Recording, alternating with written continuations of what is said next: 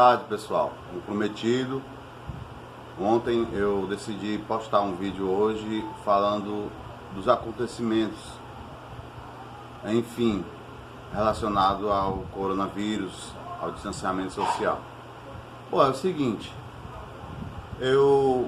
em 2011 eu cheguei a estudar Direito, estudei um ano de Direito, no entanto decidi mudar para Arquitetura, pois me identifiquei mais com a Arquitetura, embora eu goste muito do Direito. Quando começaram com esses decretos aí, tanto municipais como estaduais, a respeito do isolamento social, onde as pessoas deveriam se distanciar umas das outras, por motivos lógicos, que é evitar a contaminação do vírus, né?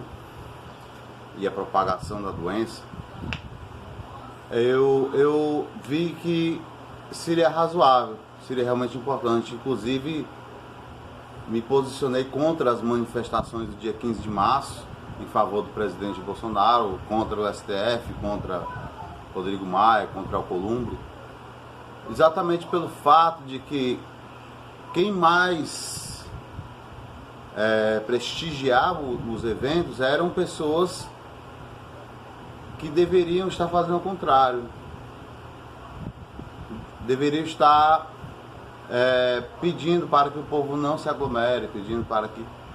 Porque exatamente a doença se mostrou nos outros países completamente perigosa, violenta.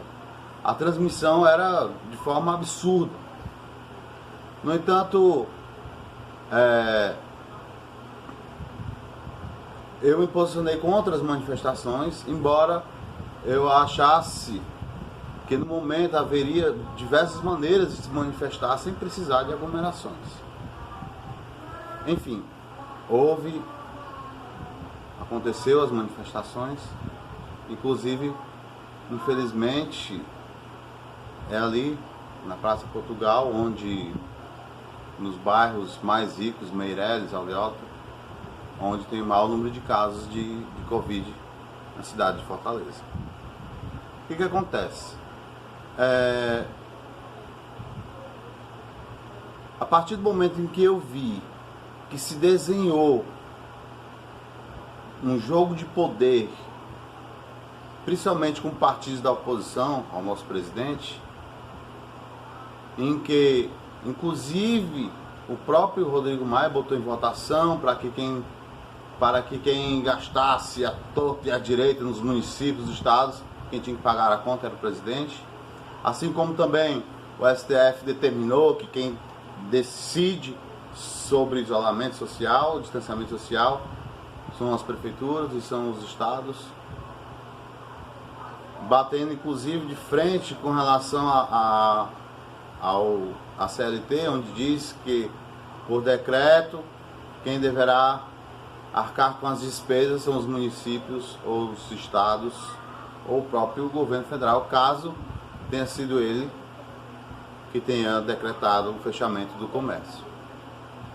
Aí eu penso o seguinte, pessoal, muitas famílias estão aí se separando, muitas famílias estão sem se ver já há bastante tempo, algumas estão passando dificuldades financeiras, algumas não, milhares pelo Brasil inteiro. O que eu decidi ontem? Fazer uma pesquisa mais profunda a respeito do artigo 5º da Constituição Federal de 88. Lá no artigo 5º da Constituição, no inciso 11º, que fala sobre a violação de domicílio.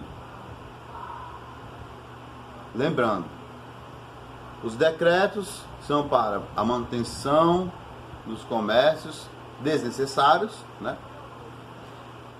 Que devem permanecer fechados. E os que permanecerem abertos, que são os necessários, né? Na verdade, alguns aí eu nem acho tanto necessários, mas, enfim, devem cumprir regras como lavar as mãos, como ter álcool em gel, como usar máscara, como manter a distância de 1 metro, 1,5 metro, 2 metros, dependendo de cada município. Eu acho fundamental isso, manter essas regras.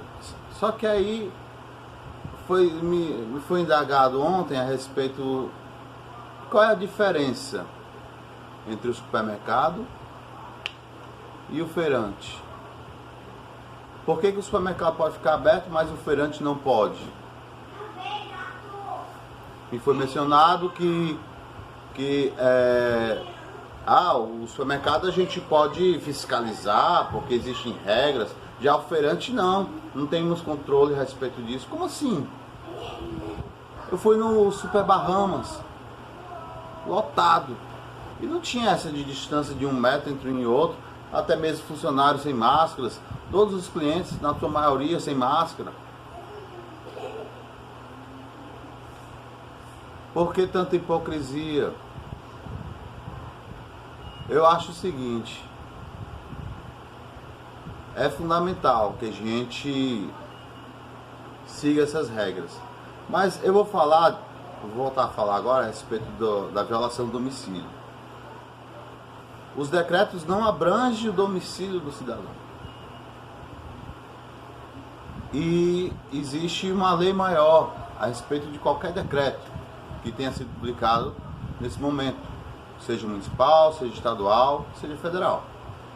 O inciso 11º do artigo 5º da Constituição Federal fala o seguinte: a casa é asilo inviolável do indivíduo, ninguém nela podendo penetrar sem consentimento do morador, salvo em caso de flagrante delito ou desastre, ou para prestar socorro, ou ainda durante o dia, por determinação judicial.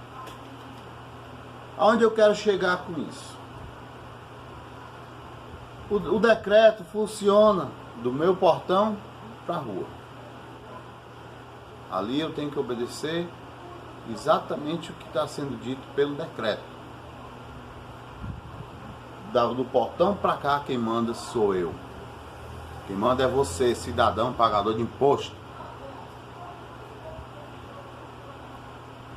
Veja só o que fala o artigo no site Politize.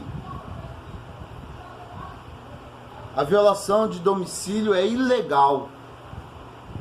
Existe, claro, exceções em que se pode entrar no domicílio.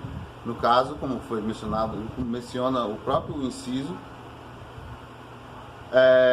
situação de flagrante de crime, desastre, prestação de socorro ou por determinação judicial.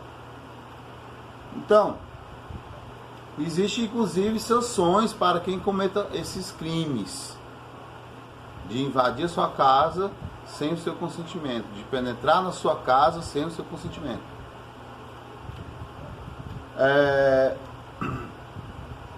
O que é a casa nesse momento? Seria qualquer compartimento habitado. Se for um vão de 3x3, mas ali mora 3 pessoas, mora uma família, isso é uma casa. Se for uma casa de 20 quartos, isso é uma casa. Não se compreende como casa apenas, claro, hotéis, pousadas, etc e tal. Mas casa é aquela que você está com a sua família ali. Aonde eu quero chegar com isso?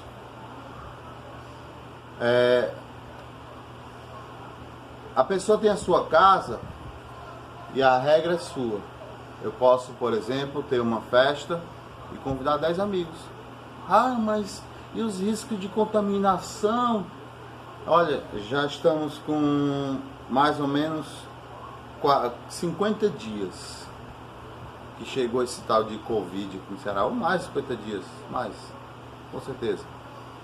Mas aqui na minha casa, pode ter certeza que ninguém está doente de Covid. Se Deus quiser, ninguém vai ficar. Agora, para entrar na minha casa, o ritozinho, lava as mãos, lava o rosto. Se precisar, se achar melhor, pode botar a máscarazinha, que eu acho desnecessário. É importante sim que a gente tenha um cuidado muito grande para não haver contaminação. Mas a sua casa é a sua casa, é impenetrável. Quem manda é você. As pessoas estão com um medo tão grande que estão deixando de visitar um tio, um primo que mora a 3, 4 quarteirões da sua casa. Isso é um absurdo, gente. É uma histeria que não tem tamanho. Existe sim pessoas doentes, existe até médicos morrendo. Existem políticos morrendo. Pessoas políticos que foram contaminados e se curaram. Mas a questão é, a cura está aí. Ah, mas isso está só experimentando hidroxicloroquina, e por que nos Estados Unidos morre tanta gente? Eu não sou médico, eu não sou cientista. Mas muita gente já foi curada. E vamos agora fechar o mundo? Fechar tudo? Olha só quantas pessoas já foram curadas. Quantas pessoas já foram curadas de Covid no Brasil? O Brasil tem 14.026 pacientes curados. Isso há 5 dias atrás. Há 5 dias atrás. As mortes passam de 2.000. Bem verdade que sim, passam de 2.000. Só que os pacientes que se curaram, inclusive muitos idosos. Muitos idosos. Inclusive, olha só, um segundo tenente, ex-combatente da Força Expedicionária Brasileira, de 99 anos de idade, recebeu alta terça-feira agora. Ele passou 8 dias internado e se recuperou. Então já são mais de 14.000 pacientes que se curaram do Covid-19. Então para que continuar despertando alarmando as pessoas, despertando o pânico, o terror, o medo nas pessoas?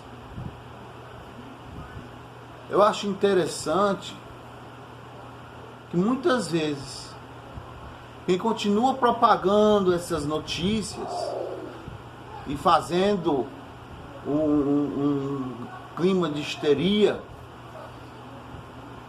são pessoas ligadas a políticos, a prefeitos, a governadores, a deputados. Por quê? Porque é nesse momento sensível, é nesse momento em que há uma fragilidade no sistema, que eles vão aproveitar. Vão aproveitar para fazer o que bem entenderem. Ontem, o André Fernandes, deputado estadual do Ceará, André Fernandes, postou um vídeo fazendo uma denúncia grave contra o governo do estado, contra Camilo Santana, do PT. O governador Camilo Santana, do PT, está agora em maus bocados, que vai ter que explicar esse dinheiro, mais de 76 milhões que enviou para um dos órgãos do estado do Ceará, que seria um órgão presidido por outra petista, uma ex-prefeita de Jaguarana. Então, pessoal, aqui fica a minha reflexão. Eu volto a dizer, a casa é asilo inviolável do indivíduo. Ninguém pode penetrar nessa sua casa sem o seu consentimento. Se você quiser fazer um chá, quiser convidar 10, 15, 20 amigos, pode fazer. Faça. Está mais do que na hora de gente parar de se sentir como franguinhos no meio de um covil de lobos, de raposas e de mais do que lá, que são esses políticos aí espalhados por Ceará afora, Brasil afora. Então, para finalizar, quem manda na sua casa é você. Faça a sua reunião social, cumpra com os requisitos de higiene, de prevenção de contaminação, mas não fique preso ao que diz o governador, ao que diz o prefeito da sua cidade. Seja livre. Nós vivemos num país livre. Ditadura só se for em outros países, mas o Brasil não vai viver mais a ditadura. Fora comunismo. Vamos seguir lutando. Eu sou pré-candidato a vereador em Calcaia, me chamo Pepe Sap, sou presidente do Instituto Beneficência Conservadora de Calcaia. Tenham todos um ótimo domingo.